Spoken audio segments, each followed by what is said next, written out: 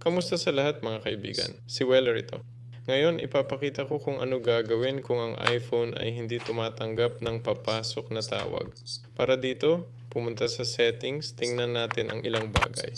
Una, tingnan ang listahan ng mga nakablock na contact. O, kailangan gawin ito kasi baka dahil dito hindi mo lang nakikita ang kanilang mga tawag. Susunod, i-mute oo ang mga papasok na tawag. Ito yung silent unknown callers. Ganon din sa FaceTime. Ayan. At ganon din sa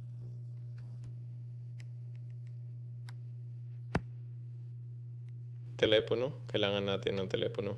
Kaya, oo. Mag-scroll dito pababa.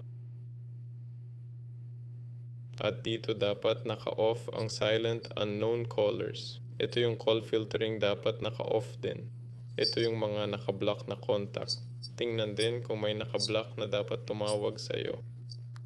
Ito yung mga ganitong pagkakamali. Susunod. At kung hindi gumana, subukan i-restart ang telepono at siguraduhing naka-install ang pinakabagong software. Ito dito.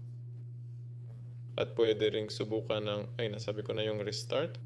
Tingnan din baka naka-on ang focus mode. Siguraduhin naka-off ito o silent mode. Yan lang. Si Weller ito. Paalam sa lahat.